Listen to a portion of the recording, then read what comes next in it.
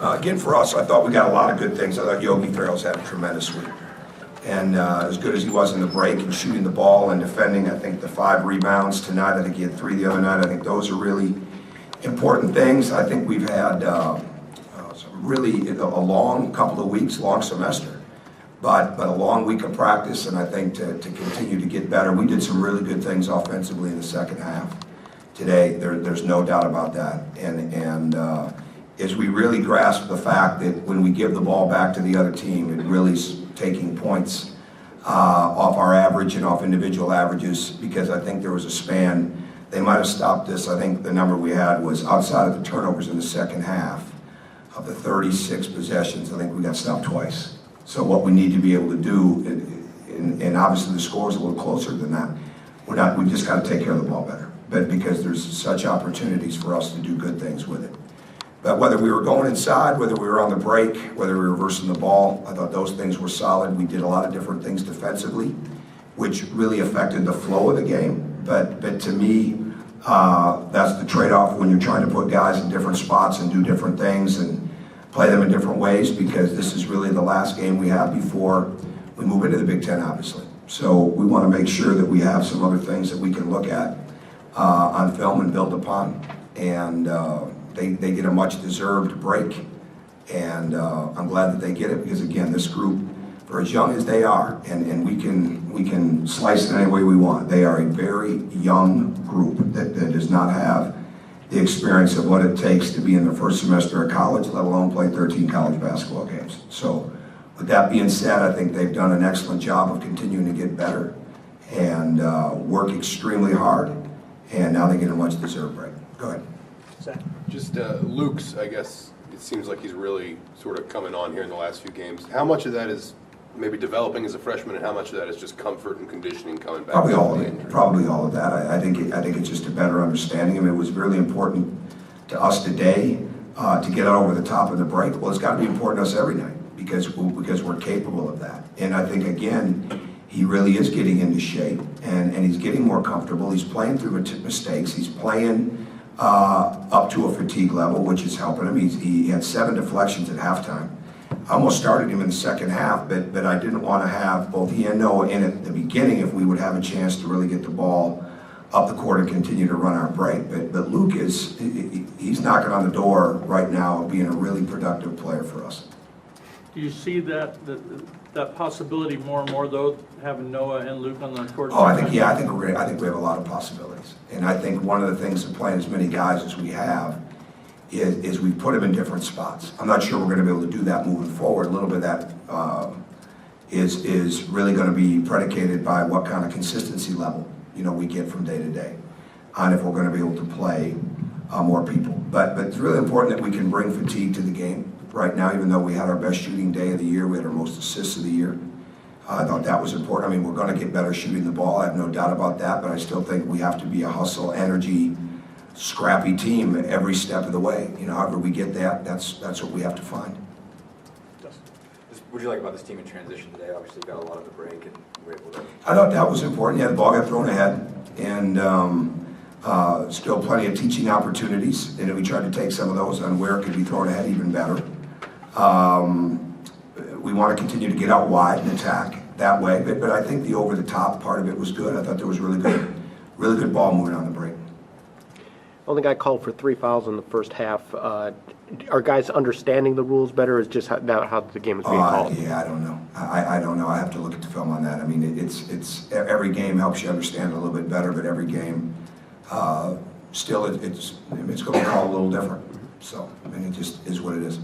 Yeah, Tom, with your depth rotation, I know you're playing a lot of guys today, but where do you envision playing once you get in the Big Ten? I don't know yet, Pete. I really don't. I'll start looking at that as we start looking at Illinois. Start looking at that over the next few days. I think a lot of that is going to come down to the consistent level that guys play with every day. And again, it's like there's standards of the position that you have to be able to have, and it's not as much about the numerical part on what you average, but it's really a lot about what's your offensive rebound attempts like, what's your block out and pursues like, what's your shot challenges like, what kind of deflections are you getting for us. Again, we have to be a hustle, energy, scrapping, bring pressure and fatigue to the game, get on the glass, get to the foul line, but get the ball constantly moving. And so really, I think how many people figure that out, that'll probably be the guys that can help us the most. There was a point in the second half, 9 or 10 minutes to go, I think, where there were a couple turnovers and you called timeout. I don't know if that's what you talked to them about or not, but I think you went 7.5 minutes after that without another one. Did you address that at that point? I address it every time out, to be honest with you. I don't remember, which one was this now? It's about 9 minutes to go. There was like 2 turnovers back to back right in front of the bench. I think they had gone on the 13-1 run there. Yeah, we still, the biggest thing with me, and it's been this week, we're trying to get our style of play down, okay? We still we don't know yet what it means to play through fatigue, you know, because we really haven't hit a point where we've played to fatigue, okay? And young guys think they're tired quickly. I mean, Troy was running really hard. Troy had that dunk. Yeah, it looked like Usain Bolt on that break, and then he needs a blow. You know, that's still, could I have made him go another 2 minutes and him been just fine? Probably, okay? But we're still trying to get enough guys through it so that they have the experiences, you know, and I don't know if I would call it experimenting. I would call it just trying to get as many guys experiences that they have under their belt as we get ready to go into the next rung of the schedule. But right now, what we've got to be able to do is we've got to develop consistency and we've got to be able to develop decision making. And style of play for us, it's got to be very, very clear that we have to do things at a high level, whether it's successful or not. The ball goes through the paint. We challenge shots, we talk on defense, we get to the glass, we get out and play.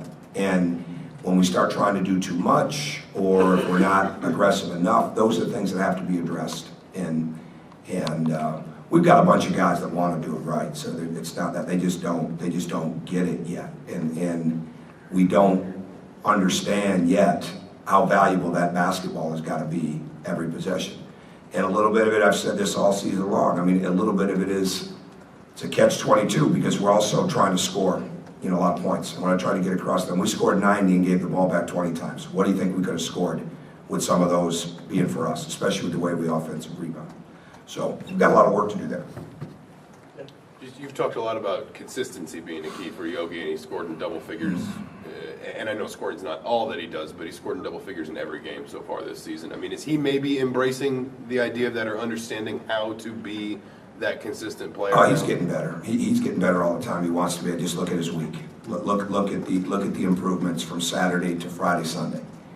And it's not about the competition level. It's about the playing level and the mindset level. And that's exactly the path you want to stay on. And to me, and especially because we didn't play well against Notre Dame.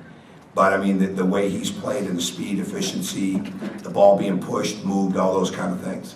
But when you have a guard like that, and you have a player that's that talented, you're doing him a disservice if you're not trying to get him to play closer and closer to a perfect game. And there is no such thing.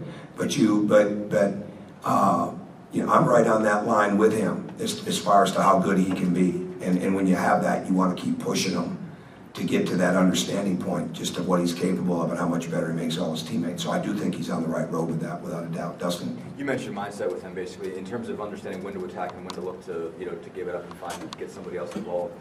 How did he, you know, it seemed like he was really good at that these last 2 games. What do you think maybe changed for him, or what do you think he just played at a high speed and played? Just played at a high speed and played. Made the game easier for his teammates. If it was there, he passed it.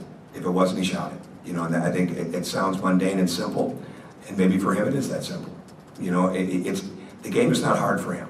All right, the game is not hard when you're playing at a fast pace, when you're very decisive in the way that you play. And then there's some time and score situations that he's still got a lot to learn about, as we all do. Momentum plays, things of that nature. You know, that's where the youth of it comes into it a little bit. But we'll coach that. But when you're playing as fast as he's played the last couple of days and making those kind of decisions, you're going to have a couple of mistakes and turnovers. That's not the issue.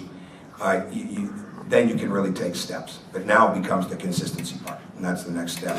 You know, for him to take his next step as a player, and frankly, for our team to take their next step. Okay, last question, Chris. Coach, how do you feel about what you got out of the non-conference season, both record-wise and in terms of? You know what? I don't know. I haven't thought that. You know, we're 10-3, and every game, whether win or lose, you think you can play better. So I haven't really put that in retrospect yet. Okay? All right. Merry Christmas.